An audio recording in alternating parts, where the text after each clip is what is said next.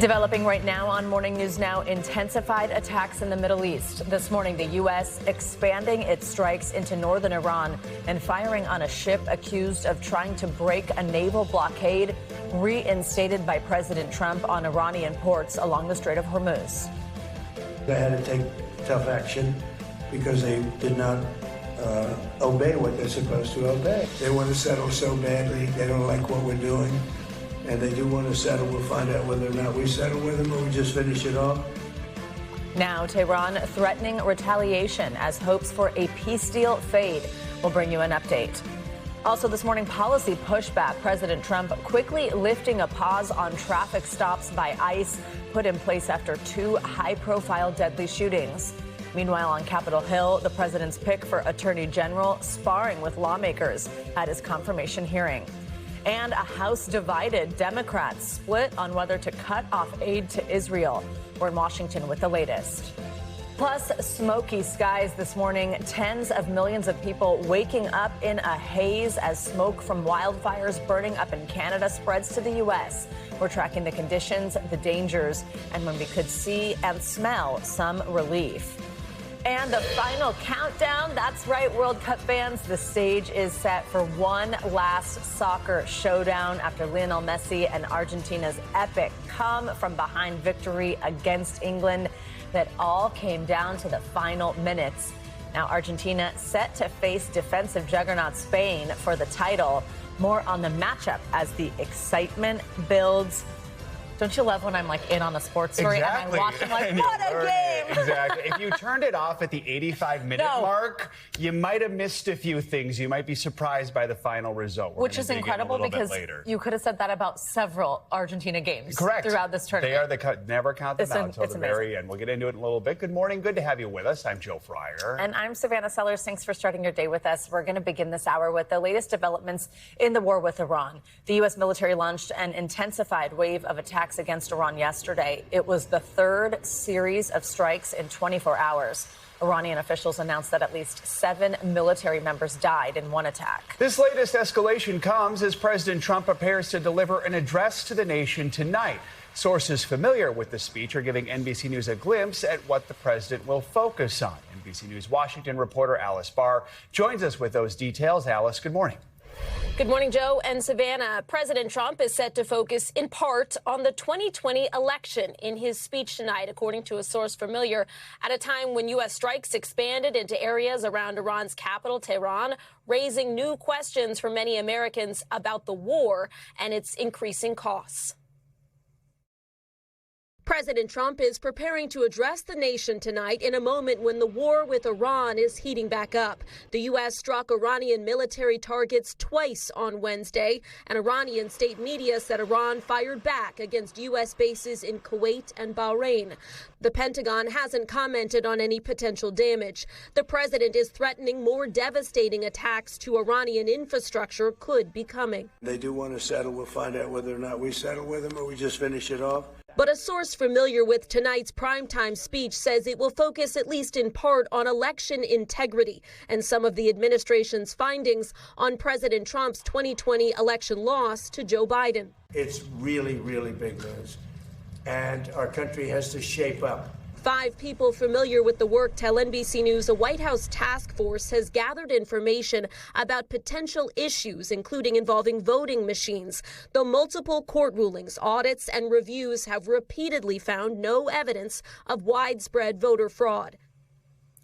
Back on Iran, we are seeing one positive sign. President Trump announced an American citizen wrongfully held since late 2024 was allowed to leave the country safely. The president said the U.S. appreciates the gesture of goodwill by Iran. Joe and Savannah.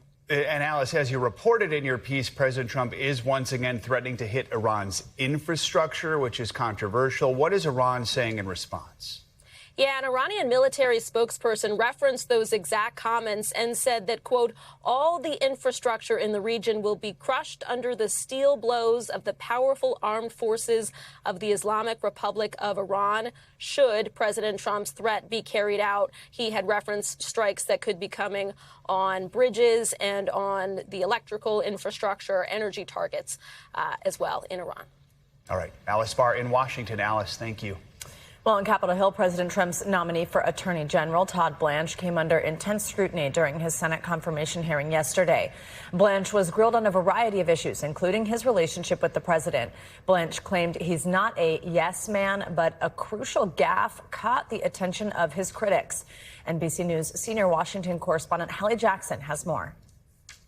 The moment with maybe the most staying power at the confirmation hearing for Todd Blanche, coming during friendly questioning about his relationship with the president.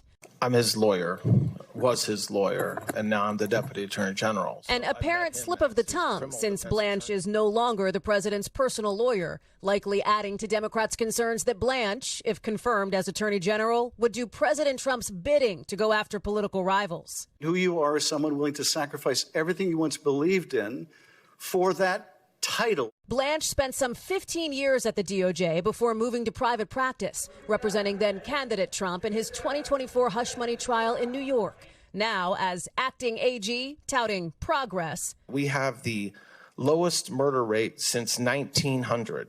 But facing pointed questions about why he signed off on a controversial settlement after President Trump sued the IRS. The DOJ initially agreeing to an extraordinary $1.8 billion so-called anti-weaponization fund. The settlement fund's just not moving forward. Since scuttled in the face of intense opposition, including from Republicans like Senator John Cornyn, who remains undecided. I'm not going to make a decision until I have to. Also in the room, a dozen survivors or their family members of Jeffrey Epstein's abuse, urging the Judiciary Committee to vote against Blanche, furious about the DOJ's handling of the Epstein documents. I will absolutely say that any mistake that we made should not have been made. Vice President Vance on Joe Rogan's podcast, acknowledging the administration mishandled messaging around the case. I say this with all candor, we absolutely screwed up the comms of the Epstein files. Now, the brother and sister-in-law of Epstein survivor Virginia Roberts Giuffre with this message for Todd Blanche. You failed to really answer any substantive questions. Nothing got answered today. It was just the show. Our thanks to Hallie for that report. Well, a vote is expected later this month, and Blanche needs the support of every Republican on the committee. Staying on Capitol Hill, the House failed to adopt an amendment that would have ended billions of dollars worth of U.S. aid to Israel. The measure was offered as an amendment by Kentucky Republican Thomas Massie to the annual appropriations bill. But the vote did highlight a growing split within the Democratic Party over Israel. Nearly half of House Democrats voted in favor of the amendment. The issue also even split Democratic leadership. Minority Leader Hakeem Jeffries opposed it, while Democratic Whip Catherine Clark, that's his second in command, supported it. Recent polls show public opinion has shifted on Israel over their conduct in the war on Gaza, where tens of thousands have been killed. Now, a majority of Americans are more sympathetic to the Palestinians instead of Israelis. NBC News legal affairs reporter Gary Grumbach joins us now with more on this. So, Gary, talk about just the significance of this vote and the splits we saw within the Democratic leadership and just within the broader party.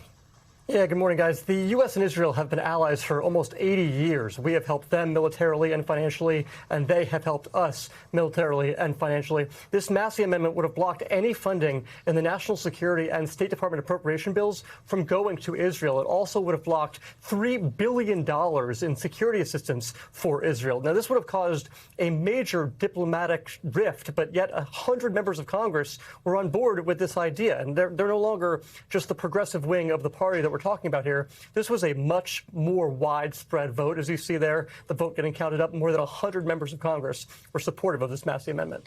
How big of an issue, Gary, has this become for Democrats in their election primaries as we get closer to the midterms?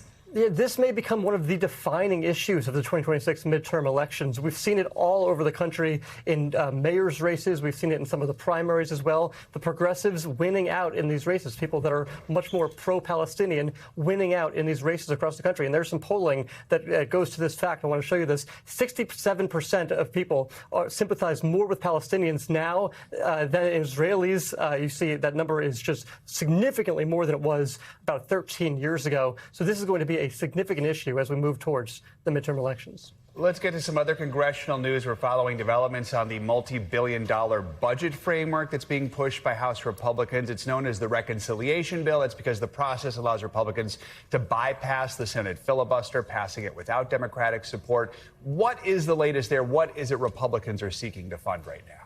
Yeah, reconciliation is Congress speak for allowing the majority party to be able to pass legislation without the minority party's support at all. And so in this case, Republicans want to spend almost $95 billion on the Iran war, election measures, and farm aid. We're talking about $60 billion for the Armed Services Committee. That's going to be for some military spending. We're talking about $12 billion for the Agriculture Committee. That would go towards farm assistance. And then $10 billion for the House Administration Committee. That kind of money could go towards Trump's Save America Act, that controversial election bill. This always gets complicated because things that the president or some of the party wants may not agree with the rest of the party. That's where things get complicated in terms of a vote in the coming weeks. Gary, before we let you go, let's also look ahead to tonight's address by President Trump. What are we expecting to hear from him?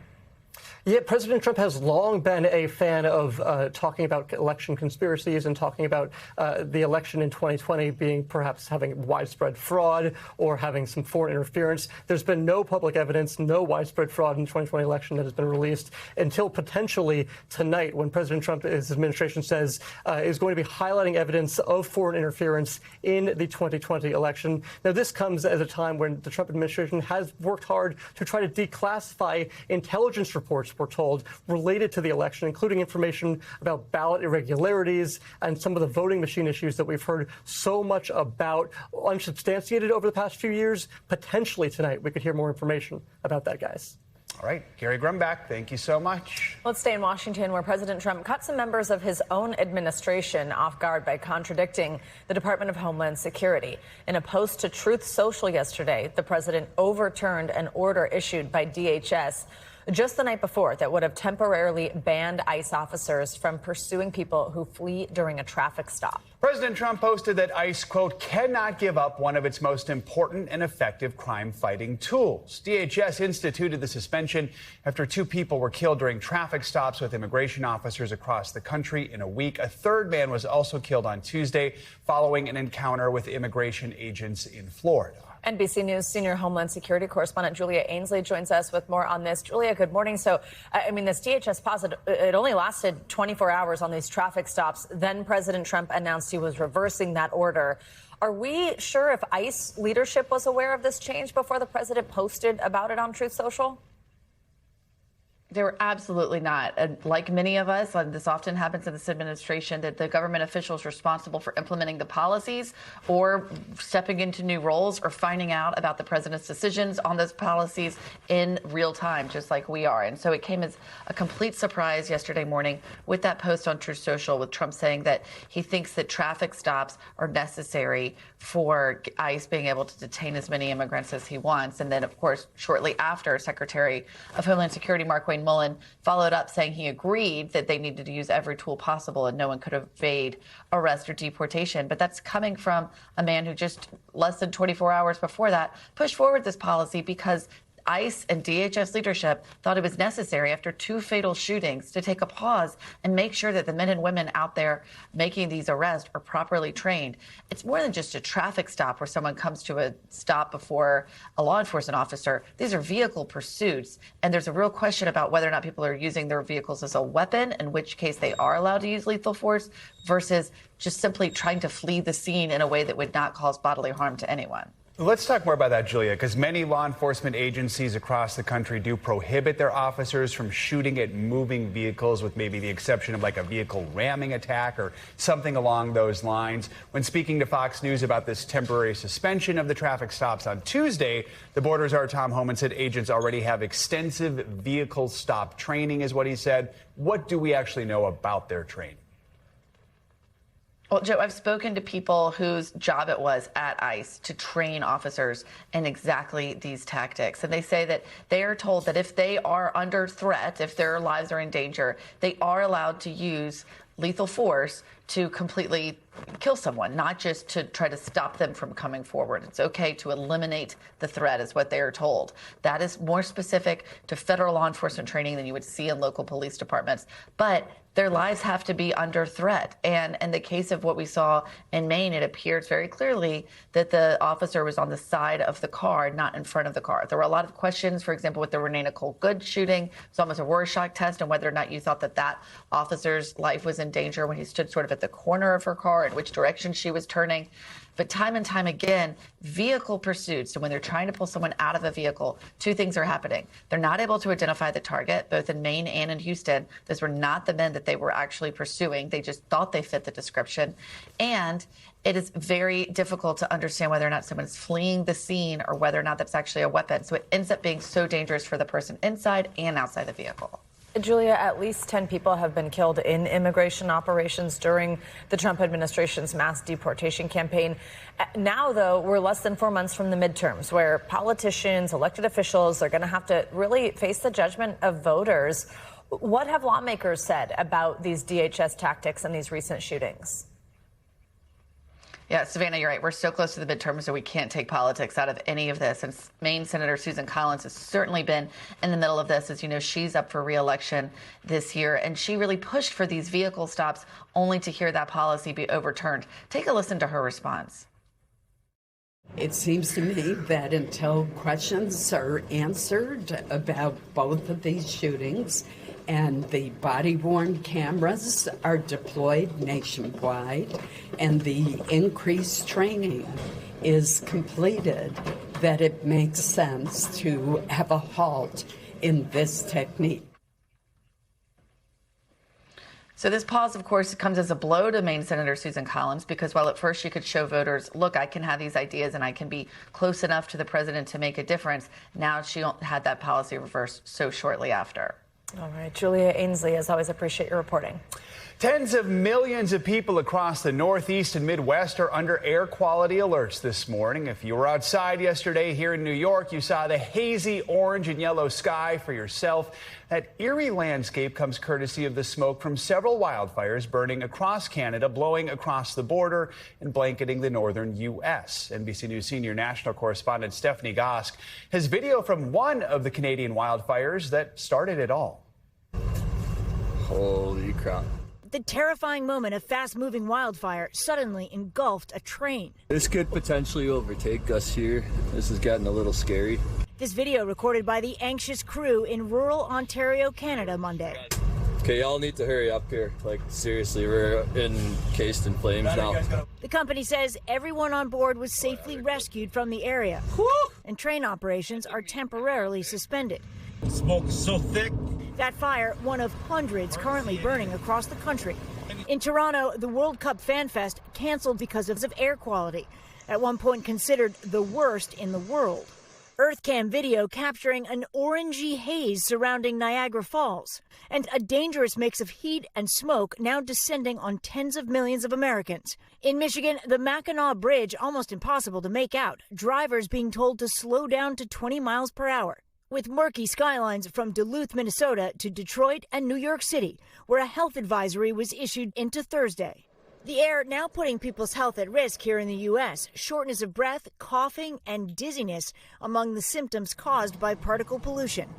Are you actually inhaling these particles? You are inhaling the particles, right? They're invisible particles, right? And so that's what makes air pollution so concerning. Those air quality indexes surging to unhealthy levels from the upper Midwest to the Northeast. Right now, being indoors in an air-conditioned space is going to be our safest place to be. Stephanie Gosk, NBC News. Well, meanwhile, powerful storms are continuing to pound Texas, causing deadly flooding and damaging tornadoes. We're going to show you this one. It touched down in San Antonio during the morning rush hour yesterday. Drivers frantically tried to seek shelter as the twister moved toward a packed interstate. Meteorologists say it remained on the ground for about 8 minutes, carving a roughly 4-mile path of destruction. It packed winds of over 100 miles per hour, ripping the roof off that apartment building you just saw. Well, west of San Antonio, about 6 months worth of rain has fallen in Uvalde County, triggering multiple flash flood emergencies. Texas Governor Greg Abbott has already issued a disaster declaration as he says the state is preparing for the worst. Our primary focus right now and throughout the remainder of this torrential rain is saving lives. To achieve that goal, I've already issued a disaster declaration for 59 counties across the state. Officials say at least 75 people have been rescued so far, but even more rain is expected in the region. NBC News correspondent Ryan Chandler is following the storm from Uvalde and has the latest.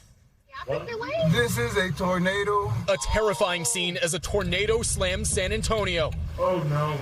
Power flashes lighting up the sky, drivers frantic as it touches down near a packed highway.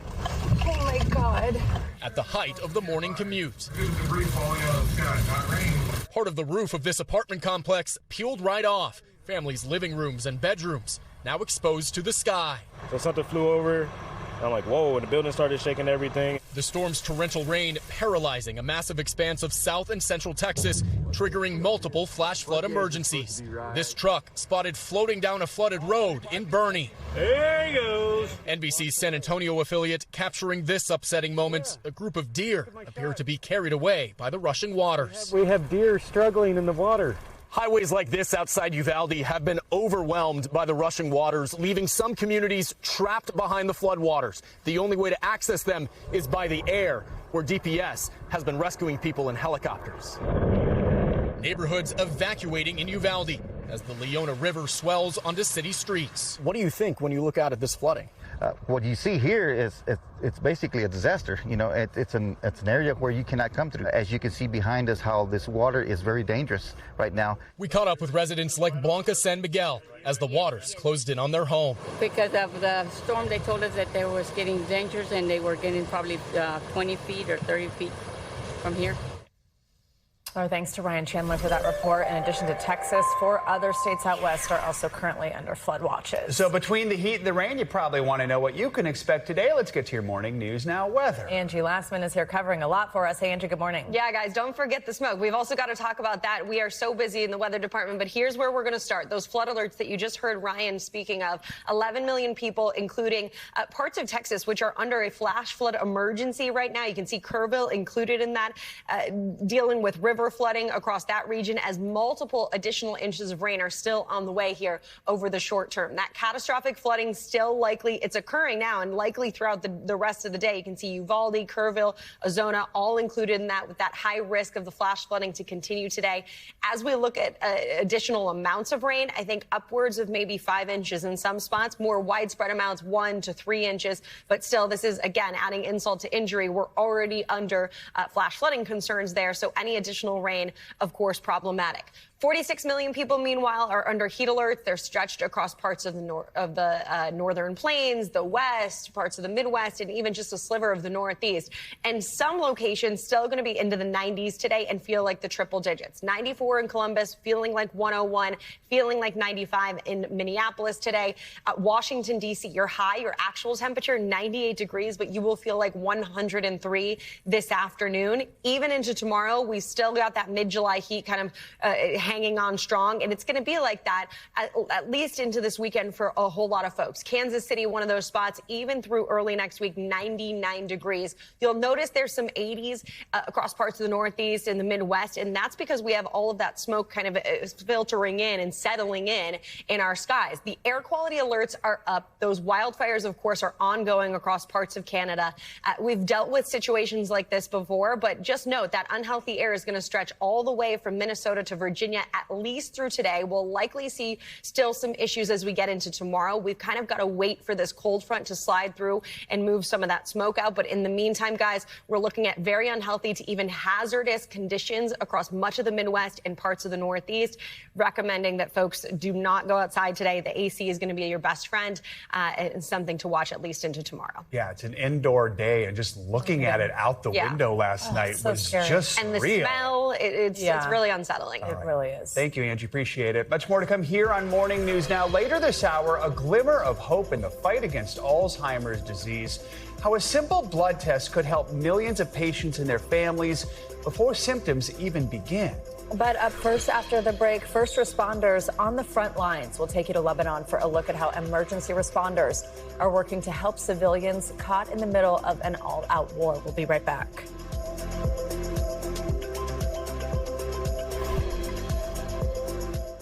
Welcome back. With the U.S.-Iran ceasefire in tatters, Israel and Lebanon are wrapping up a 6th round of talks after months of fighting. The goal of these U.S.-backed talks is for Israel to eventually withdraw its forces from its northern neighbor. Now, one U.S. official said the talks were, quote, productive and positive. The fighting there has killed thousands of people in Lebanon and displaced more than 1 million residents. Now we're getting a firsthand look at the front lines and what it's like for paramedics who are trying to help civilians. Some paramedics have become the victim of so-called double tap strikes, which is when a second bomb is dropped after emergency responders arrive on the scene. NBC News international correspondent Danielle Hamamjian teamed up with the NBC News digital docs team and has the details. A warning, some of the video is disturbing. According to the Lebanese government, at least 135 healthcare workers have been killed since March, when Israel launched its offensive against Hezbollah. Paramedics say they're coming under fire by so-called double-tap strikes, in which first responders are hit by repeated attacks on the same location as they carry out rescue operations. NBC News reviewed strike data and found that ambulances and medics were hit at least 116 times, with 28 of those cases matching the description of a double tap. Through video analysis and survivor interviews, we independently verified 7 apparent double tap strikes on Lebanese medics during that time. Double tap strikes are possible war crimes under the Geneva Conventions if the targeting of medical personnel is found to be intentional. In a statement to NBC News, the IDF stated it does not have a policy of conducting double tap strikes, and any additional civilian casualties from strikes on terrorists were unintended. They provided videos showing what they claim are Hezbollah weapons inside a damaged ambulance, stating that the organization regularly uses ambulances and medics for military purposes. The Lebanese Civil Defense denies these claims. On April 15th, 24-year-old paramedic Karim Sabra and his younger brother Ali were responding to an attack on a civilian home when they were hit by a second strike. The Lebanese Civil Defense shared this edited footage from that day. We interviewed survivors, compared the footage with satellite imagery, and analyzed strike data to verify what it shows. 20 minutes after the initial strike, we can see 2 more teams on the scene. Paramedics are loading Karim and Ali into the back of an ambulance when a third strike shatters the back windows. وما فقت إلا بعد 4 أيام من الحادثة. لا عرفت إنه خيي استشهد ورفقاتي اللي كانوا موجودين كانوا استشهدوا. بالمرات الجاية مثلا شو لازم أعمل؟ القرار اللي بدور ببالي إنه فقط إنقاذ. Medics we spoke to remain hopeful about an end to the fighting. Meanwhile, Israel and Lebanon say they are making progress towards a deal that would see the withdrawal of Israeli troops from southern Lebanon, despite some Israeli ministers calling for permanent occupation. Meanwhile, Hezbollah said it has no plans to disarm. All right, Danielle, thank you.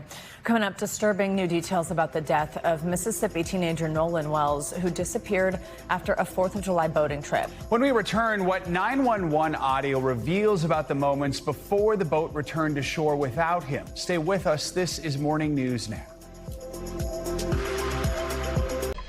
This morning, we are learning more about what happened on the day that Mississippi teen Nolan Wells went missing. It was during a July 4th boat trip. NBC News has obtained new audio of the call to dispatch that was made from the boat that Wells was on before it returned to land without him 2 weeks ago. The case will now go to a grand jury, which the Jackson County DA says is a standard procedure. Here's NBC News national correspondent Aaron Gilchrist with the details.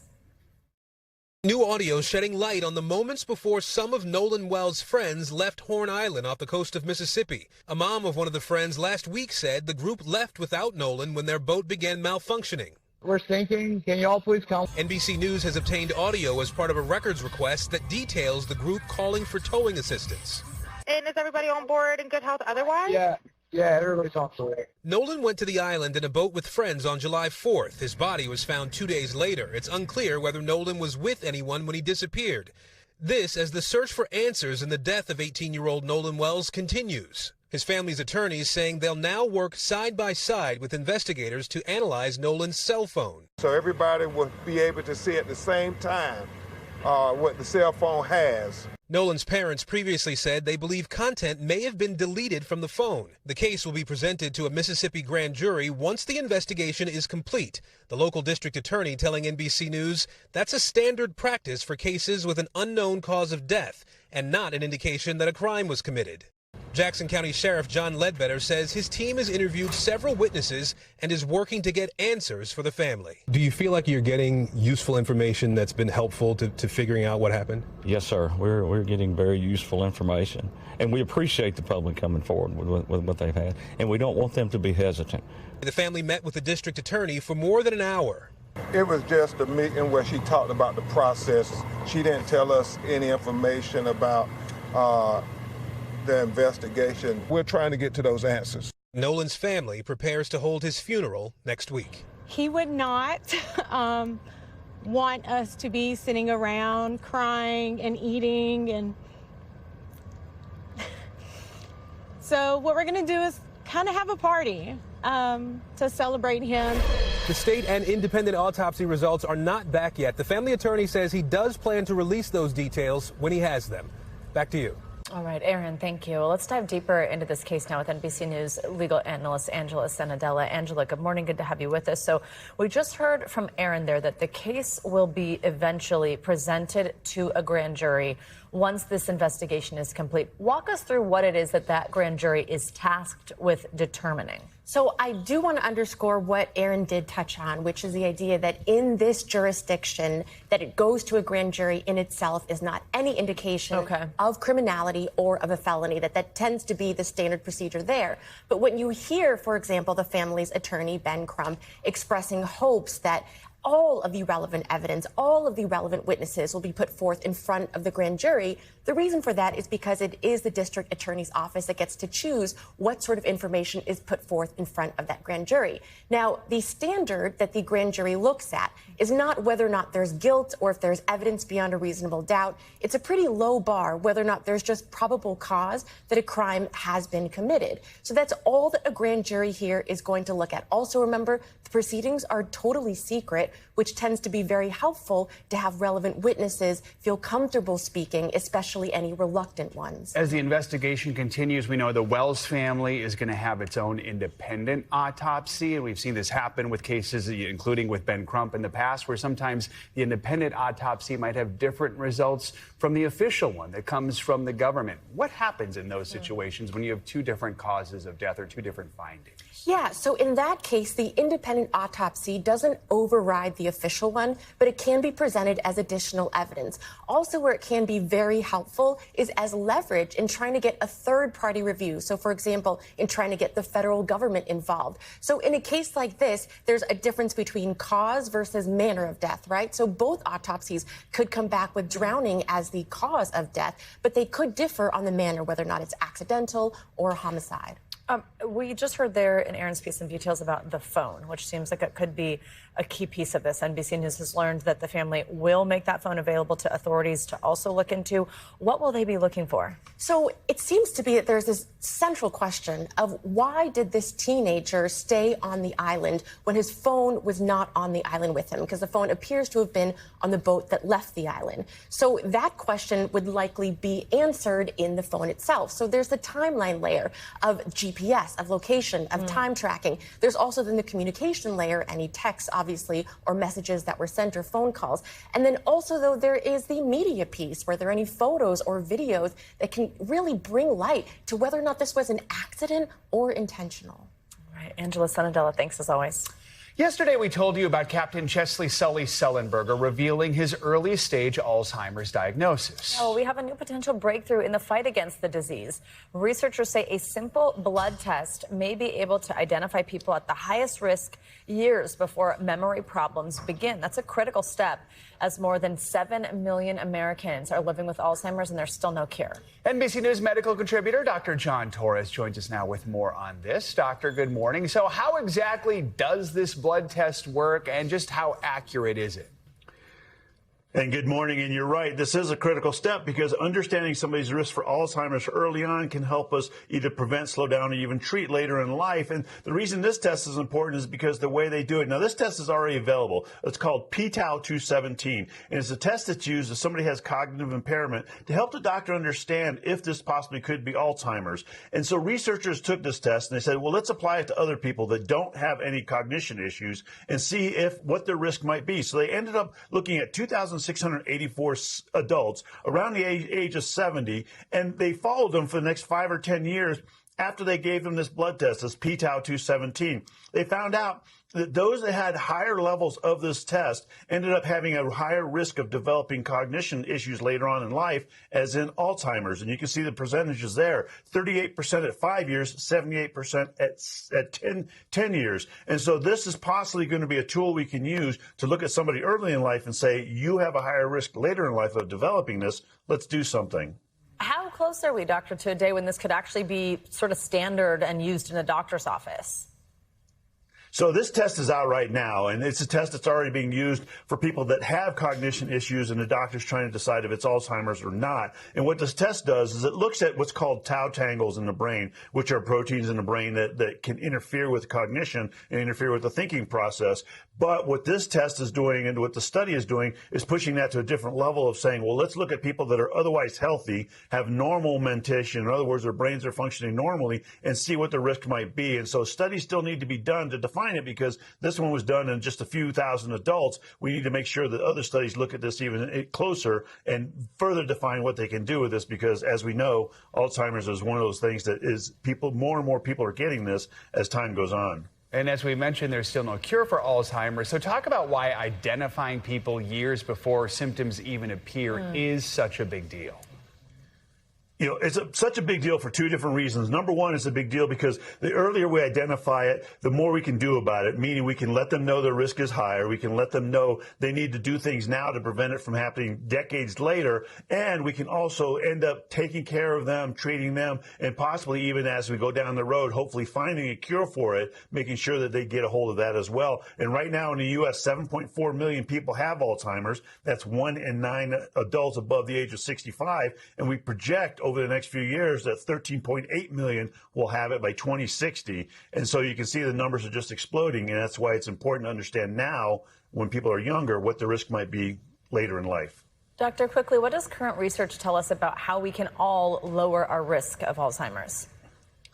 So, you know, it's kind of one of those things we always talk about. The main thing is you want to stay as healthy as possible. And that means doing things like controlling your blood pressure, keeping that under control, staying socially and mentally engaged, meaning keeping your mind occupied, especially with new things as life goes on, eating that healthy diet we always talk about. But one big thing is we know physical activity is important, but the newest thing over the last decade or so is sleep, especially in our younger years, in our 20s, 30s, and 40s, making sure we get sufficient sleep, because that lets our brain clear out during the night, and that hopefully keeps it healthier as we get older.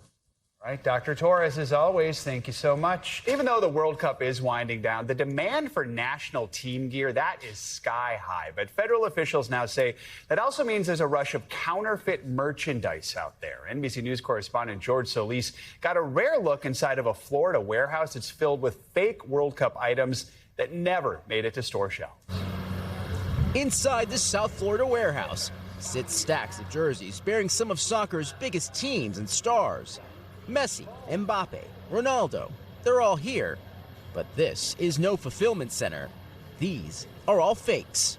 Naked eye, yeah, it's really hard to tell, but usually, poor quality is one of the things that we look for. NBC News granted rare access inside this U.S. Customs and Border Protection facility where seized items that infringe on intellectual property rights are stored. In this case, millions of dollars worth of FIFA World Cup jerseys. Knockoff sports merch imported by air, sea, and at the border. Our experts work on this day in, day out. This is just an example of what we do. CBP, alongside Homeland Security investigations, working in tandem to crack down on criminals looking to cash in on the world's biggest sporting event. You think you're getting a bargain, but behind that $20 deal that you got, you're really potentially funding something far worse. Yeah, absolutely. You're definitely funding transnational criminal organizations, which, according to officials, can make as much as 300% profit on each fake.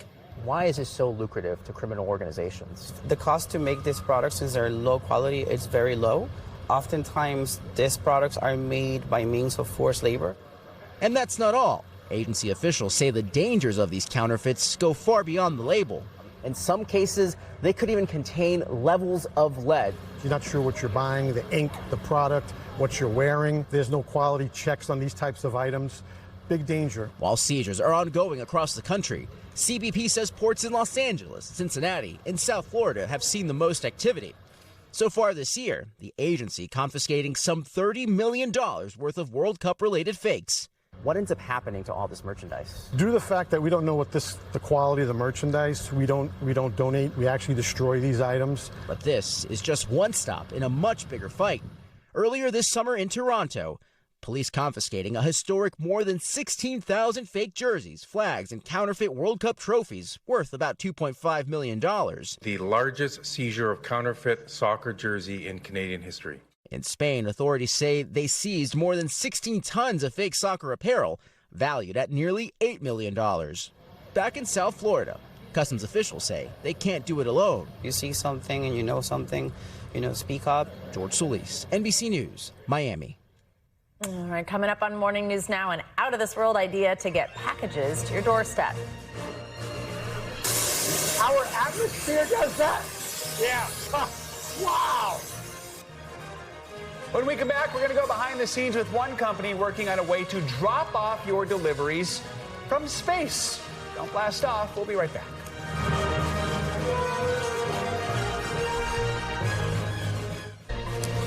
Finally this hour, imagine getting your next package delivered from space. That's the 10-year goal of a company called Inversion Space. Its CEO says the team is designing an aircraft to hover in orbit that can deliver cargo anywhere on Earth in just under an hour. NBC News Now anchor Gotti Schwartz went to the lab to see how it all works. When you're building a space-based delivery company, it turns out one of the hardest problems isn't just getting cargo off this world. Wow! It's getting stuff back down to Earth without it turning into a charcoal briquette. When you enter the atmosphere 25 times the speed of sound, right? It gets hotter than the surface of the sun at the skin of our vehicle. Justin Fischetti is the CEO and co-founder of Inversion, a SoCal-based company that wants to make special deliveries from outside our atmosphere to anywhere on Earth. With a proper number of vehicles on orbit, we can deliver that 500 pounds of cargo to any place in as little as an hour. How many of these do you envision up in space? We're seeing thousands to tens of thousands in the next 10 years. Tens of thousands of these preloaded, pre-positioned with all kinds of different cargo. Yeah, totally. I mean, think about how many shipping containers there are. Think about how many UPS trucks exist. Fundamentally, as you look at the price curve of this, we start to become competitive with air freight. A huge constellation is the long-term goal. Today, Inversion is still in the testing phase of the technology, and just like a lot of other aerospace innovations, their first applications will likely be for the military, who would be able to call down defense packages anywhere on the planet. That is anything from medical supplies to ammunition to radios, those kinds of things that make a difference if they're had right on time versus if you don't get them for hours. Inversion is also part of a group of companies working on the so-called Golden Dome U.S. missile defense system, being built to detect and shoot down incoming threats from the atmosphere. But for now, their expertise seems to be focused on the way a craft can move as it plows through hot plasma on atmospheric re-entry. Our vehicles are specifically tuned to be highly maneuverable, and the vehicle shape is such that it can maneuver through the atmosphere without burning up. Really hard problem. To test those kinds of conditions, they've built a 12,000-degree torch to blast the protective materials covering its Arc capsule. We're going to heat up our sample and move it in and out of the flame as if it were re-entering and maneuvering through the atmosphere. Our atmosphere does that? Yeah. Wow. After surviving the upper atmosphere, the capsule then gets slowed by billowing parachutes built to open at the last seconds before the capsule hits the ground. Parachute for spacecraft. But for Fischetti, this is only the beginning.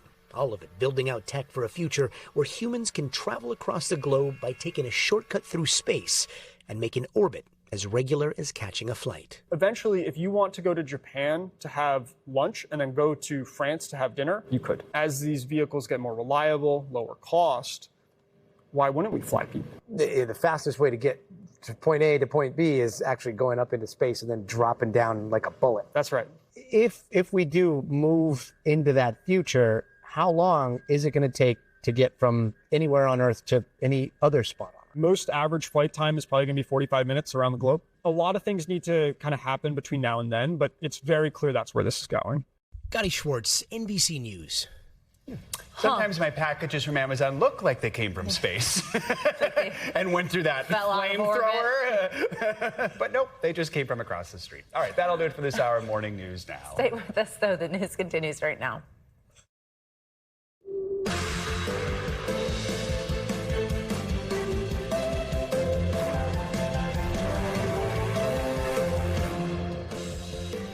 Good morning. Thanks for starting your Thursday with us. I'm Savannah Sellers. I'm Joe Fryer. Right now on Morning News Now, rain, heat, and haze.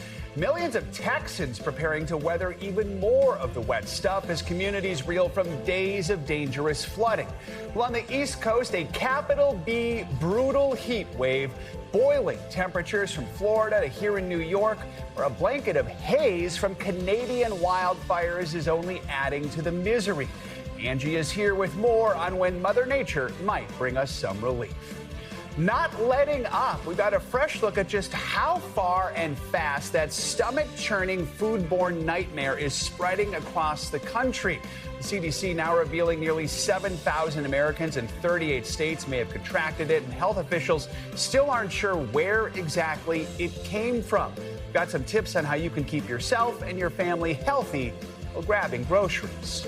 Plus, Defense Chief Pete Hegseth laying out a controversial new plan to test some of America's troops for what he calls testosterone deficiency. He's even going so far as to offer up testosterone replacement therapy to service members who volunteer. But could that do more harm to our military than good? The doctor is in, coming up. And later in the hour, a new premium perk from United that'll really have some price-conscious passengers stretching out on their journeys, but not in the way you might think. Let's do it the middle seat. We'll give you that little right there. The seat that you never want. That you never want anyone in. All right, let's begin this morning with the severe weather that's impacting almost every part of the country. 48 million Americans are waking up under heat advisories from that heat dome that is pushing temperatures 15 degrees above normal in some parts of the country. Adding to that is the smoke from wildfires burning in Canada. It's drifting down here into the U.S., creating these eerie landscapes and causing serious air quality issues for more than 117 million people. Then also down in Texas, a massive storm has dumped more than 6 months worth of rain on parts of the state in just a few days. The floodwaters are so powerful, Governor Greg Abbott has issued a disaster declaration, and that's after emergency crews have already rescued at least 75 people. NBC News correspondent Ryan Chandler, he's going to start us off from hard-hit Uvalde, Texas with the latest. Ryan, good morning. Savannah, good morning. The situation we're waking up to here is jaw-dropping, sobering. It's something I certainly did not think we would see. The National Weather Service issuing an urgent warning to the people along the Guadalupe River this morning, warning of a large and deadly wave of water heading down a river that has risen 32 feet in 4 hours. They warn this could crest to a similar level as those catastrophic July 4th floods, as so many people don't know whether they will have a home to return to later today. This morning, Texans slammed with even more rain. Intense downpours fueling paralyzing flood emergencies. Parts of the state soaked by more than a foot of rain in just 36 hours. We are dealing with and responding to a flood that is likely going to break records in Texas history. All of that water flooding rivers and roads, sweeping away vehicles and forcing evacuations. So I was trying to wait, but they told us to move out. The rising waters also threatening wildlife on massive ranches. We have deer struggling in the water. They're getting washed away. Officials say they've already had to make dozens of rescues, like this brave kid wearing goggles and a snorkel. high-fiving a Texas game warden. This is a life-threatening weather event. I don't want to mince words about how serious this situation is. Some communities enveloped by floodwaters, forcing Texas state troopers to evacuate trapped residents by helicopter. How many people have been rescued by the air? As of today, I was told about 12 today. Oh, no. The same storm system producing a tornado in San Antonio, sending debris flying in the air and leaving streets littered with trees. Part of the roof of this apartment complex ripped away. The building started shaking everything. As of this morning, no deaths have been reported. A silver lining under dark skies as communities brace for more. We're learning of active search and rescue missions underway in Kerr County along the Guadalupe River right now. The scale of the July 4th floods is something that has never happened in Texas history. And now the National Weather Service is warning that we could see something very similar. Right now we're here in Uvalde, which is completely walled off by water. All of the highways in and out of this city are shut down as so many people try to return to see what the condition of their home is, but can't right now. Savannah and Joe. All right, Ryan, stay safe. Thank you. Now to that thick haze from Canadian wildfires, a haze that's spreading across parts of the Midwest and Northeast. It's causing air quality issues for millions of Americans. NBC News senior national correspondent Stephanie Gosk is following the story from here in New York City. Steph, good morning. Hey, Joe, good morning. You can already tell the visibility isn't great right now. That is only going to get worse over the course of the day. The air quality index is projected to hit 200, which is not just unhealthy for small children and people with underlying conditions like asthma. That number is unhealthy for everyone. This morning, dangerous smoke from raging Canadian wildfires blanketing parts of the country from the Great Lakes to the Northeast. More than 100 wildfires are burning out of control in Canada, scorching millions of acres and prompting mass evacuations. Satellite images showing just how far the smoke is spreading. This has gotten a little scary. This dramatic video shows a freight train in Ontario surrounded by flames, with the crew desperately requesting emergency assistance. Okay, y'all need to hurry up here. Like, seriously, we're encased in flames now. A spokesperson for the rail company telling NBC News the crew was safely evacuated and operations have been temporarily suspended.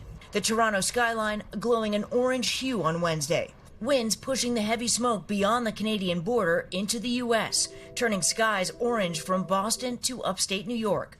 One passenger capturing this plane taking off from Syracuse, flying into rapidly darkening skies. The smoke creating low visibility on Michigan's historic Mackinac Bridge and forcing this person to wipe ash off the hood of their car, while New York's Statue of Liberty hidden in a thick haze of smog.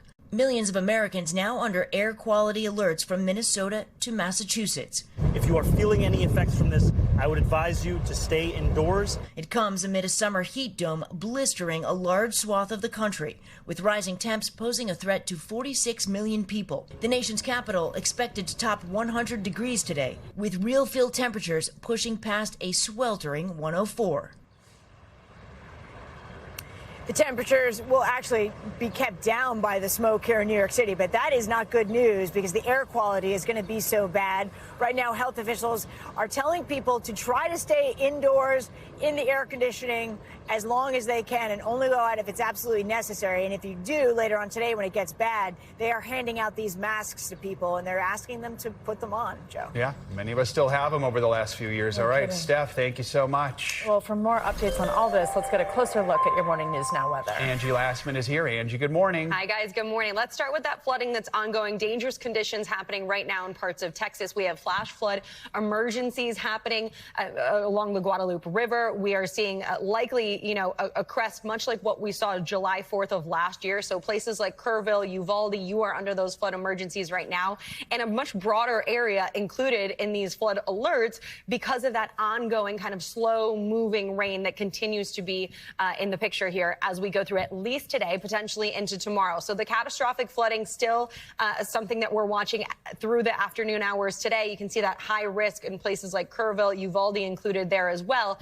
And and multiple locations already at major flood stage. When we look at the river flooding, we're talking more than 32 feet of rise in river in places like Comfort, Texas, and the Guadalupe River. So really concerning situation, dangerous. We've seen already reports of rescues ongoing through this morning, and we've got more of that rain, as I mentioned, on the way, with upwards of maybe 2, 3, even 5 inches in some of these spots, at least through the end of our work week. And of course, the air quality getting a lot of folks' attention across the Midwest, the Northeast, and you can see a lot of red and a lot of purple on this map. Where you see the purple, that's very unhealthy, and where you see that darker kind of maroon shade, that's hazardous.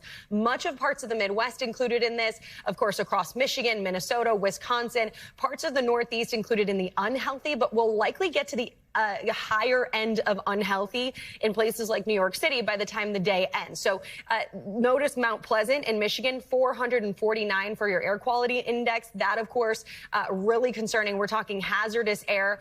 The officials saying not to go outside is for this exact reason. You can see Cleveland looking at very unhealthy. Chicago, 2 guys, New York City at 162 right now. So this is going to be something that we deal with through the day today on top of that heat wave that we're seeing ongoing for a lot of folks. Just looking at the boundary waters in northern Minnesota, I mean, those numbers are just off the charts. Really, really incredible to see, but not the first time we've dealt with this in some of these spots.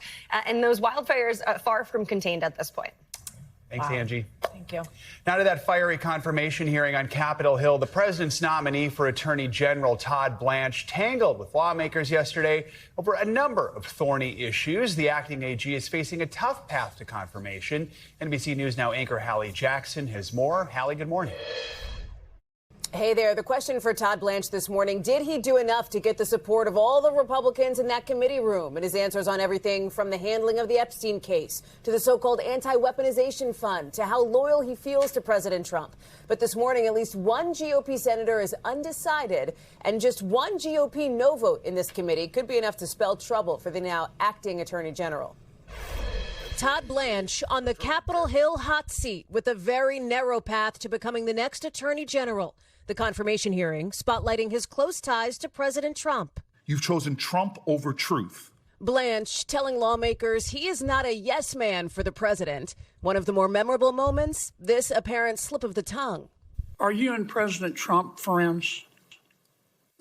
I'm his lawyer, was his lawyer, and now I'm the Deputy Attorney General. The acting AG no longer serves as the president's personal attorney. But for Democrats, that may do little to alleviate concerns Blanche will use the DOJ to help the president carry out political revenge. What happened to the prosecutor people had respect for? I am still here. One potentially pivotal Republican senator still undecided. John Cornyn with pointed questions about why Blanche signed off on a controversial IRS settlement and initially agreed to a $1.8 billion so-called anti-weaponization fund. The weaponization fund is dead. But Blanche acknowledging that's not in writing. I think people were operating under the impression that somehow the weaponization fund was gone, when I think pretty plainly, based on his own testimony, it still could be revived. Also in the room, nearly a dozen Jeffrey Epstein abuse survivors, furious about how the Justice Department handled the release of the Epstein files. Will you apologize to them for the mishandling and mistakes that were made by the United States Department of Justice? I will absolutely say that any mistake that we made should not have been made. Now, the family of one of Epstein's most prominent accusers, Virginia Roberts Giuffre, telling us they've lost faith in this DOJ. The highest level of government for the Department of Justice is showing us that they don't truly care about survivors. Nothing got answered today. It was just the show. We are also hearing from Vice President Vance on the Epstein case, telling Joe Rogan the administration mishandled the messaging, saying, in his words, we absolutely screwed up the comms of the Epstein files. As for Blanche, we'll know his future when the Judiciary Committee votes, likely in just a couple of weeks. Back to you. All right, Hallie, thank you. Well, President Trump is set to deliver an address to the nation tonight. He is expected to once again revisit the 2020 election, which he lost to Joe Biden. This comes as the president reverses course on a plan to temporarily suspend vehicle stops by immigration agents following back-to-back fatal shootings by ICE. NBC News senior White House correspondent Gabe Gutierrez has the latest. Gabe, good morning. Savannah, good morning. The White House has notably sidestepped questions about the president's planned address tonight, which is scheduled to begin at 9 p.m. Eastern time. But with less than 4 months to go until those critical midterms, he's expected to put the issue of election security front and center. President Trump set to deliver a rare primetime address to the nation tonight. A source familiar with the speech says it will focus in part on election integrity and some of his administration's findings regarding the 2020 election. It doesn't get bigger, because without free and fair elections, you don't have a country. The courts, election experts, and even some members of Trump's cabinet during his first term have repeatedly stressed there was no widespread voter fraud. But in a tense Senate confirmation hearing Wednesday, the president's pick for Director of National Intelligence, Jay Clayton, repeatedly danced around questions about that election, refusing to directly acknowledge Joe Biden won. Do you deny that Joe Biden won the 2020 election? Senator, I'm not an election denier. Joe Biden was certified as the president of the United States. Who won the 2020 election? I'm not going to do this with you. The president also making a sudden reversal on immigration enforcement, scrapping plans to temporarily suspend traffic stops following the fatal ICE shootings of 2 men in Texas and Maine. The president writing on social media, "We cannot give up one of ICE's most important and effective crime-fighting tools." A senior DHS official tells NBC News ICE leaders were surprised by the president's announcement. The nation's borders are now saying he doesn't think the Homeland Security Secretary ever wanted to end the traffic stops permanently. He wanted to do a short-term policy just to make sure that the agents out there on these operations have the vehicle stop training. Officials also say neither of the men who were killed were ICE's intended target, and that the officers involved were not wearing body cameras. We'd like to see more aggressive action on the part of the Congress to protect the lives of people across this country. Elected officials are now pressing for answers on why agents did not have those body cameras since Congress set aside billions of dollars in funding for ICE. DHS says that body cameras have been deployed to more than half of field offices, and the rest are expected to receive theirs in less than 60 days. Savannah. All right, Gabe, thank you. We're learning new details about the investigation into the death of Nolan Wells. The 18-year-old's body was found near a Mississippi barrier island after a July 4th boat trip with friends. Now his family is getting an update from prosecutors. NBC News national correspondent Aaron Gilchrist is live in Mississippi with the latest. Aaron, good morning. Hey, Joe, good morning. We know the parents of Nolan Wells met with the district attorney here for about an hour yesterday, saying afterwards that they now have an open line of communication with law enforcement here. Their attorneys have said that they plan now to share Nolan's cell phone with investigators here to try to come up with more details about what happened in the hours before and after Nolan vanished. 10 days after 18-year-old Nolan Wells was found dead on the shores of Mississippi's Horn Island, his family and their lawyers having their first face-to-face meeting with the local district attorney. We did not get all the answers we want. Nolan went on a 4th of July boat trip with friends. After some of them returned without him, his mom contacted police. Please report her 18-year-old son, Nolan Wells, missing last seen at 3 on Horn Island. And now NBC News has obtained new audio, part of a records request, of a call made to a private towing company by some of Nolan's friends. We're sinking. Can you all please come? A mom of one of those friends wrote last week that the group left without Nolan when their boat began malfunctioning and that Nolan decided to stay on the island. Is everybody on board in good health otherwise? Yeah, everybody's on board. As Nolan's family waits for answers, they've learned the case will be presented to a grand jury once the investigation is complete. The DA telling NBC News that's standard procedure for cases dealing with unknown causes of death and not an indication that a crime was committed. We also agreed that we will have a mutual inspection of the cell phone with our experts and their experts. Nolan's parents have said they believe content may have been deleted from his cell phone and are still demanding a thorough and fair investigation. We know in America, in the South, certain people are investigated differently. The Jackson County Sheriff telling me his investigators have interviewed several witnesses and are still piecing together details. Do you feel like you're getting useful information that's been helpful to figuring out what happened? Yes, sir. We're getting very useful information, and we appreciate the public coming forward. Nolan's mother says planning for his funeral doesn't feel real. He would not want us to be sitting around crying. So what we're going to do is kind of have a party to celebrate him. Now, Nolan's funeral is set for Monday morning at a church just up the road here in Ocean Springs. There will be a private gathering reception after the funeral here. This is as that family is still waiting for the results from 2 sets of autopsies that have been performed. Joe? All right, Aaron, thank you so much. Well, let's get to the latest on that cyclosporiasis outbreak that is causing serious health issues for people across the country. This morning, health officials still do not have a specific source for the parasite. The Centers for Disease Control has confirmed more than 1,600 cases with more than 5,100 under investigation. While Michigan seems to be the hardest hit, cases have been reported in 34 states so far. NBC News Chief Consumer Investigative Correspondent Vicki Nguyen is here to tell us how we can try to protect ourselves and our families from getting sick. Vicki, good morning. Hi, good morning. Okay, so we've been talking a lot about this all week, but just get us up to date on just like how widespread this is at this point. Yeah, listen, right now we've got 7,000 reported cases to the CDC. For context, typically the CDC gets 2,700 reports over an entire year. Oh, wow. So to see 7,000 over the span of a couple weeks is a significant uptick. And right now, as you mentioned, no specific single source. We can't point to a farm or a product. But in Michigan, where they're seeing more than half of the cases, that's really sort of the epicenter. The health officials there are saying they think it could be bagged lettuce or bagged salad mixes. That is based on their interviews with more than 1,000 people who have tested positive for this parasite. And just so people know, how do you get it? You ingest something that's contaminated, whether it's food or water. Cyclospora is this microscopic parasite that can cling really well to things like lettuce. But the good news, no deaths reported so far. About 141 people have been hospitalized with this, though. Remind us what the symptoms are we should be looking out for and how we know maybe this is something that's a little more than just a stomach bug or an upset tummy.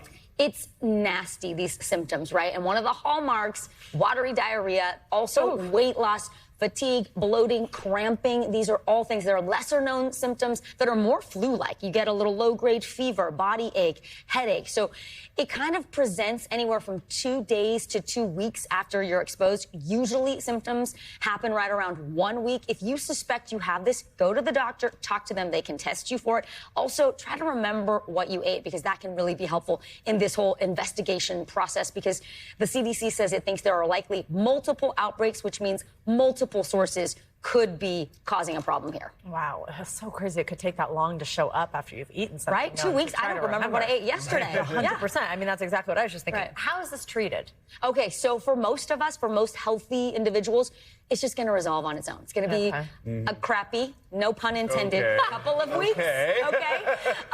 Like, that's literally what just came to mind. Sorry. But yeah, you're going to be fine. There is an antibiotic that you can be given. The CDC says actually it can take a while to resolve. And sometimes the symptoms go away. You think you're good. Then they come back. So, you know, give yourself some time before they head off to that pool party, folks. We are painting a picture for you this morning here. But the problem is we don't officially know the source or where this is coming from. So are there things we can do right now to protect ourselves? Maybe it's from this or maybe just from any other sort of foodborne issue. 100%, Joe. I would listen to the folks in Michigan. They're like, don't eat the bagged lettuce and salad mixes right now. Cool. If you want a salad, though, you must buy a whole head of lettuce, rip off the 2 or 3 outer layers of leaves, really wash the inner leaves well, and I mean under running water, and you're really rubbing in the nooks and crannies because the friction is what removes the parasite. In the past, common culprits have been cilantro, basil, raw snow peas, raspberries. It's really hard to rub a raspberry. It's just going to disintegrate. So those are foods, if you're young, you're old, you're immunocompromised, you may want to just sit those out for a while. Pick things you can peel. Pick things that you can cook. There's, you know, you can have your berries. Just have them in a pie. Frozen and canned vegetables and fruits tend to be on the safer side. Something in the commercial process of canning and freezing tends to remove bacteria and parasites. So those are a safer bet.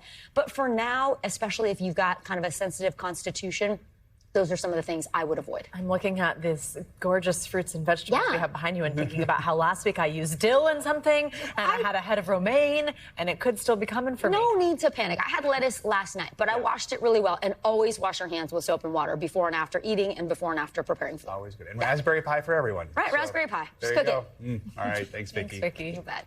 Much more to come on this hour of Morning News Now, including why Defense Secretary Pete Hegseth wants to start testing some troops for their testosterone levels, and the medical experts who are now pushing back on that proposal. First, though, after the break, we've got an exclusive look at a brand new documentary that's revisiting the infamous case of Scott Peterson, the decades-old evidence that the filmmakers argue was overlooked during his original trial. That is up next.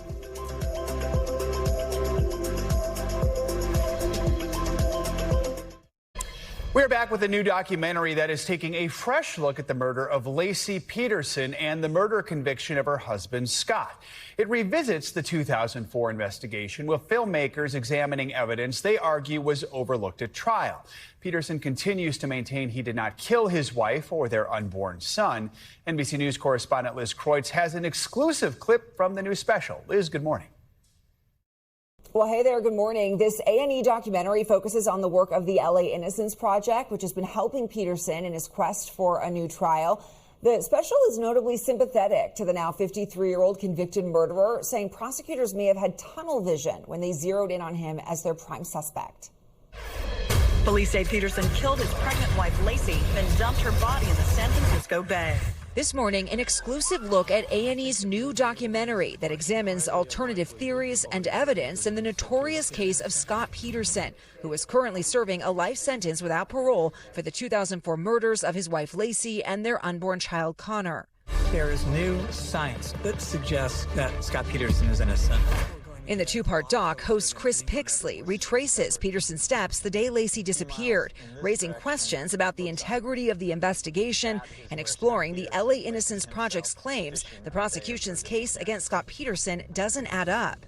And the Berkeley Marina, where Scott launched from, is to my left. And of course, the Los Angeles Innocence Project believes that all of the new scientific evidence points here to the Albany bulb as a possible place where Laci's body would have been placed in the water in order to wind up where she was found at Point Isabel. The doc also looks into handwritten notes allegedly penned by Laci that suggest she was aware Peterson had purchased the fishing boat prosecutors say he used to dump her body, and that it wasn't a secret like the state alleged. The special also revisits the theory that Laci's murder could have been connected to a burglary at the house across the street from their home, saying police dismissed potentially key witnesses too quickly. There's so many witnesses who claim to have seen Laci when she was supposed to have already been murdered. I knew that's the same woman that I seen walking a dog. But one of the lead detectives who worked the original case says those witnesses weren't seen as credible. None of these people knew Laci before this, and all these names were presented to the defense. They could have been called as witnesses. This morning, Laci Peterson's family also speaking out, her mother telling People there is no new evidence. And Scott Peterson still faces an uphill battle in his attempts to get a new trial. Back in May, a judge rejected all of the claims brought by the LA Innocence Project in a new filing, a move the district attorney's office in Modesto applauded. The group is expected to appeal that decision, and you can see all of their arguments laid out in this new doc airing tonight and tomorrow on A&E. Back to you. All right, Liz, thank you. For more on the legal questions surrounding it all, we're joined by NBC News legal analyst Danny Ceballos. Danny, good morning. So we know documentaries and TV specials have put a number of high-profile cases back in the spotlight. That includes the Menendez brothers. This one has certainly seen plenty of them. Can they have any sort of impact in court, or is it mostly just about shaping public opinion? Public opinion is opinion held by the public, and judges are members of the public. They're human. They hear these things. And it creates what I call the sit-up straighter factor. Whereas you might get a petition from some unknown defendant challenging his conviction, that's the kind of thing a judge might look at in an hour and have a one-page opinion. But if it's Scott Peterson, you're a judge, you're thinking, people are going to be watching me. I better sit down with a couple books and make sure I get this right. And that extra scrutiny can only help a criminal defendant or a petitioner challenging his or her conviction. Danny, Scott Peterson's appeals have been rejected multiple times. So what does that tell us about how courts evaluate maybe so-called new evidence or just new information or new theories presented years after a conviction? Yeah, great question. Newly discovered evidence has a very specific definition. It's not just anything you think is new, quite the opposite.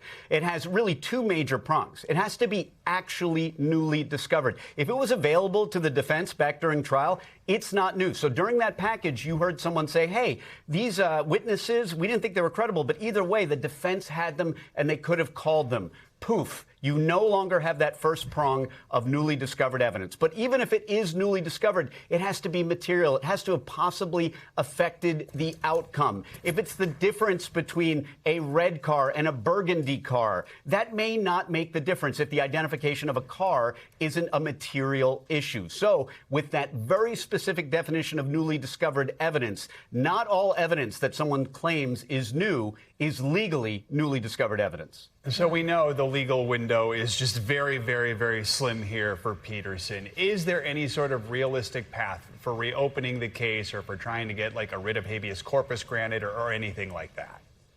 Yeah, the system is built for finality. It may take decades, but at some point the system is designed to be final. The direct appeals are now exhausted, but only recently. On the other hand, habeas petitions, depending on state and federal rules, can theoretically be filed forever. And you see that happen all the time, that prisoners are constantly handwriting habeas petitions and claiming newly discovered evidence. So in theory, you can keep these petitions coming, but they have a vanishing near zero chance of success. And I say that from personal experience. All right, Danny Svalos, good to have you with us. Thank you so much. Coming up, a controversial new military policy teased by Defense Secretary Pete Hegseth himself. When we come back, we'll talk through his proposal to test troops for what he calls testosterone deficiency. Would it actually help or harm some of those who serve? The doctor is in next.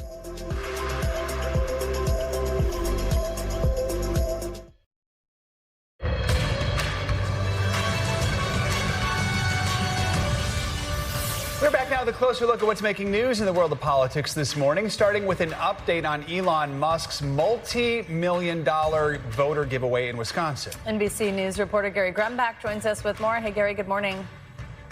Hey, good morning, Savannah and Joe. Here's what's happening in politics now. The Wisconsin Elections Commission has found billionaire Elon Musk likely broke state law when he promised million-dollar checks to residents who voted in the 2025 state Supreme Court elections.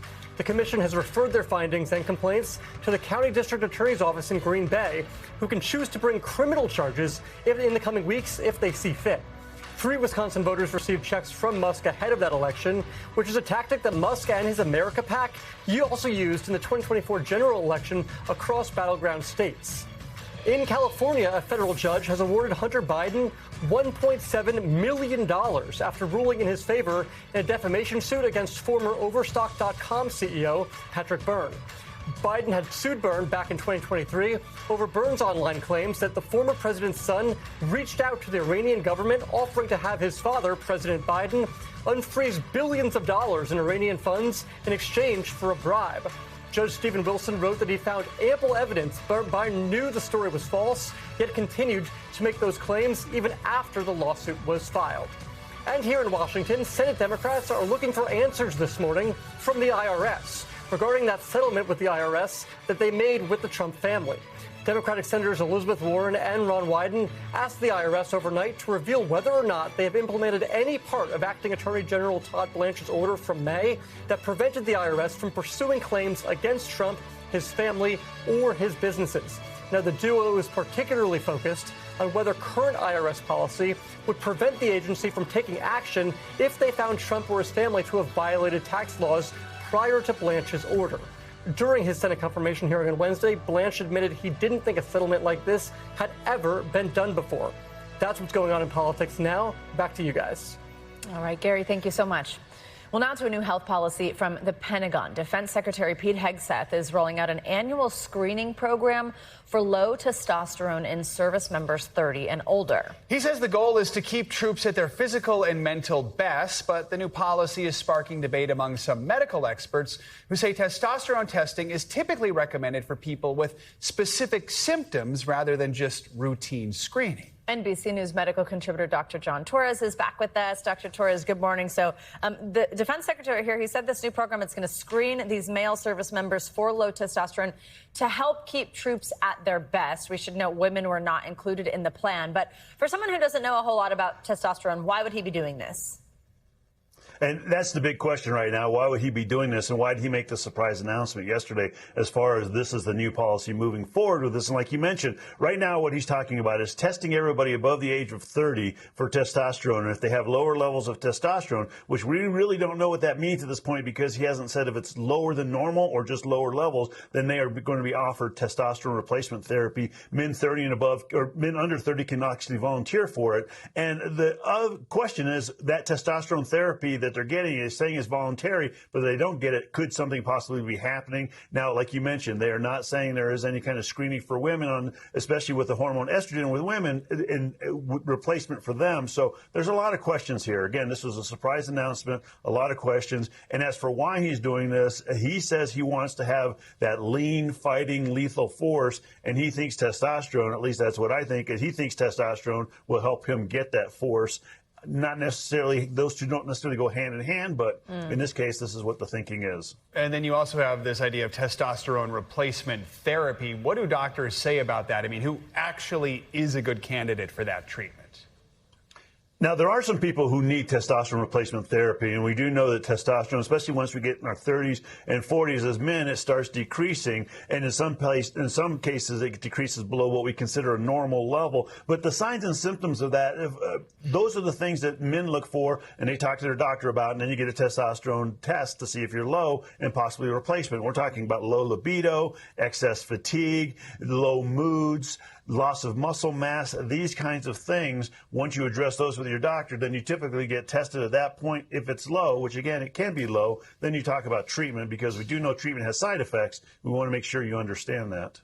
There's a lot of misinformation around this topic on social media. There's sort of a corner of the internet known as the manosphere where this is a topic of discussion quite frequently. So tell us some just facts on the therapy. Could it do more harm than good if it's used by someone who maybe doesn't really need it?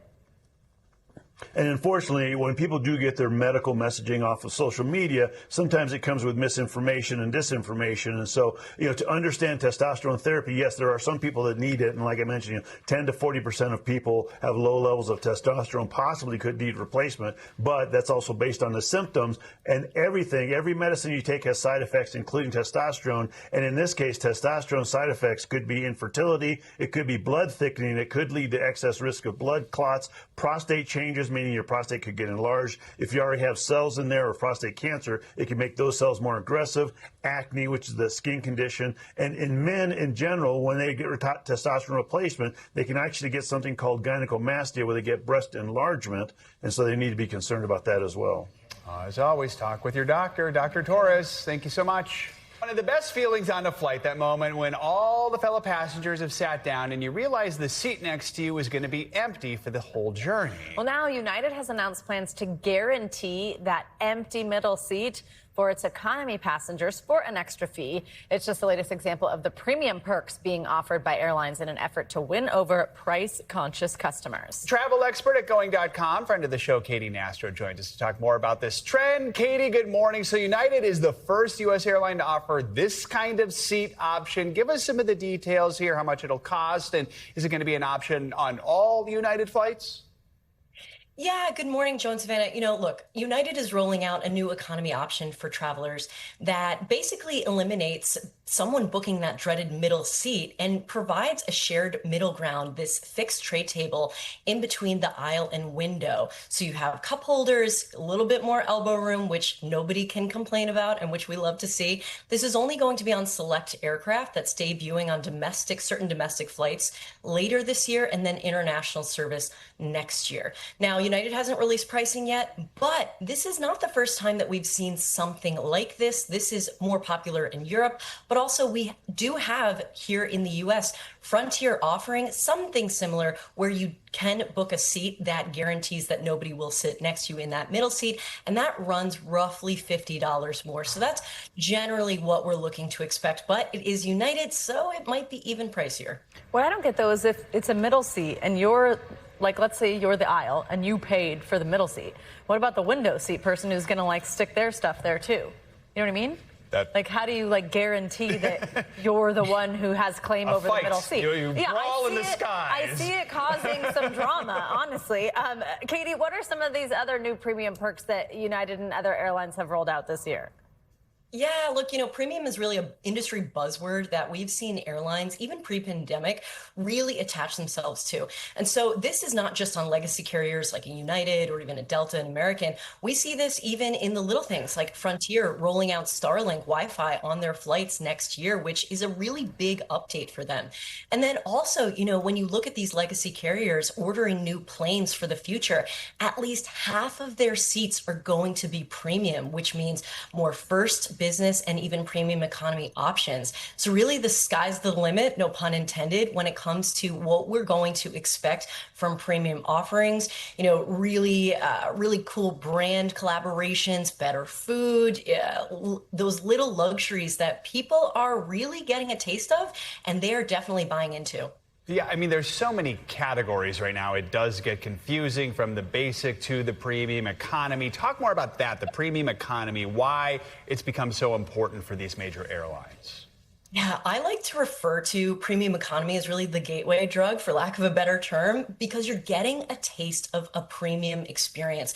Better meals, more legroom, a wider seat, and it's really the fastest growing space for airlines.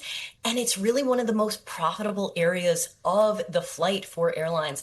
It comes at a higher price tag, but it's not as much overhead and really just an investment for airlines because it's more condensed, but it's not quite as more investment for airlines as, say, a business class seat. So it's really one to watch. And it is, again, a introduction for travelers because that price point is not as high as a business class, but it is higher than an economy seat. All right, Katie Nastro, you're premium in our minds. Thank you so much for joining us as always. Coming up, it looks like the World Cup might be having a broader impact on our lives beyond simply which nation wins or loses. Could the beautiful game actually be inspiring people to learn a new language? We'll talk to someone from Duolingo after the break who says lessons in Spanish and even Norwegian have spiked since it all kicked off last month. Stay with us. That's next.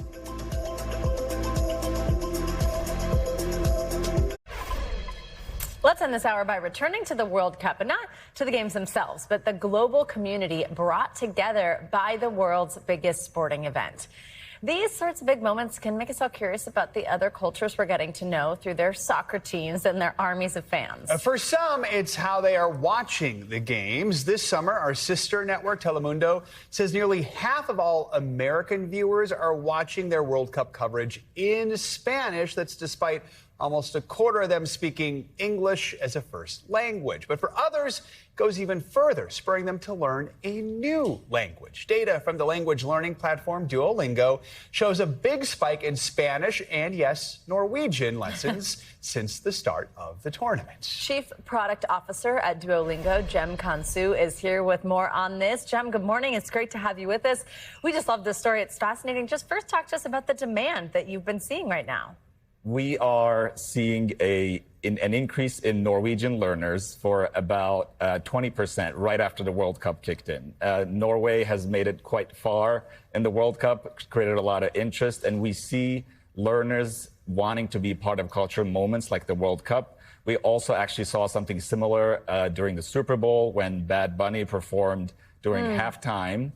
We saw a 30% increase in Spanish learners in the U.S. Wow. Yeah. Language learning is naturally a thing that people want to do to immerse themselves in culture, and these cultural moments really amplify the desire to learn languages. What do you think it is about moments like this, whether it's the Super Bowl or the World Cup? Is it our desire to connect with other people? Is it just the curiosity that comes from seeing the Viking row and wanting to know more about what they're actually saying? What do you think it is? I think generally people want to be part of something bigger. So you see the Viking row, you get interested in Norwegian culture, but to immerse yourself, you realize maybe knowing Norwegian takes you further.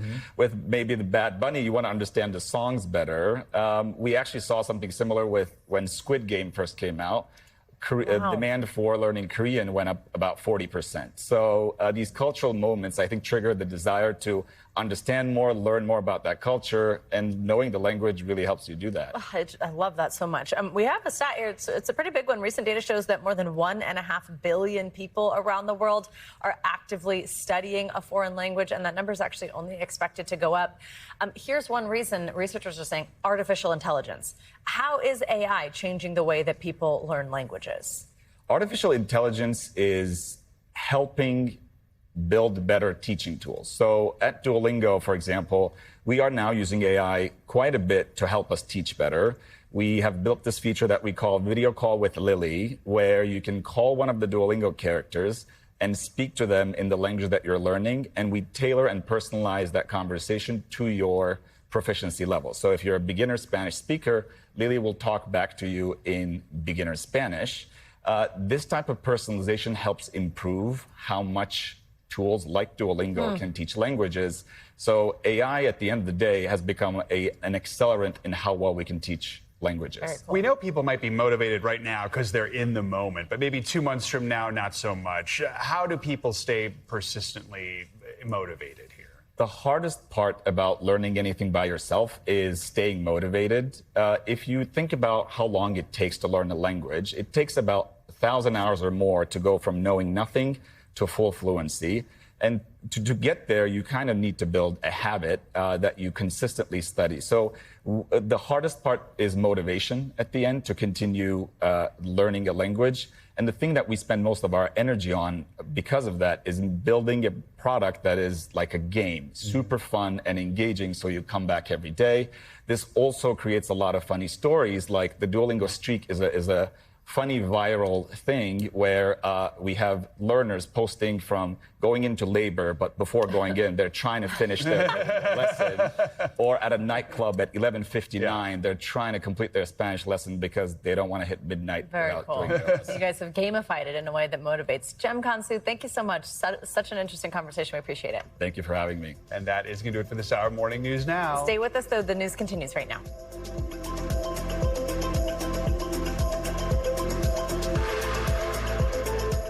We thank you for watching, and remember, stay updated on breaking news and top stories on the NBC News app or watch live on our YouTube channel.